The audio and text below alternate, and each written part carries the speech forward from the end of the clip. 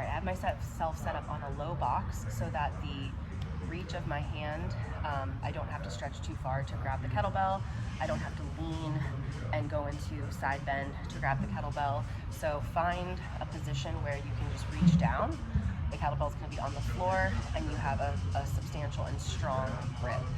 You don't have to be totally stacked here. You can see I'm a bit inside, that's all right.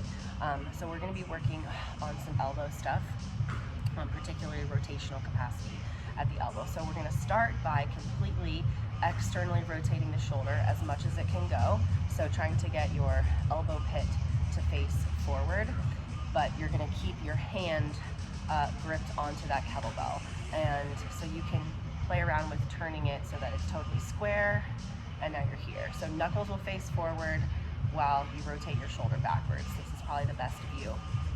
So from this standpoint, you want to try to find sensation in your forearm. Maybe it's a stretch sensation. You might also feel stuff in your delt tricep in back here, behind the elbow. And we're going to hang out here for about 1 to 2 minutes. Your set lengths and your intensities will be programmed for you. So the first initial movement that we're going to do in this isometric position is trying to continue to externally rotate your forearm. So gripping hard onto this kettlebell, think about turning it, but it's not going to move.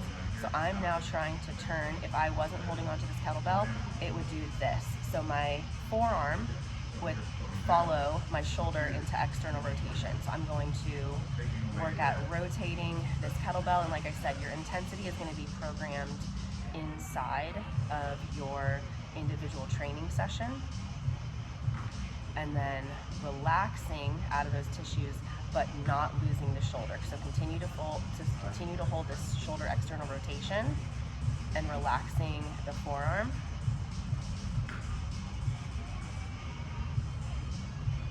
And then going into, again, another effort here. Your sets and reps will be programmed, but we're trying to find sensation across that side of the forearm. And then gently relax.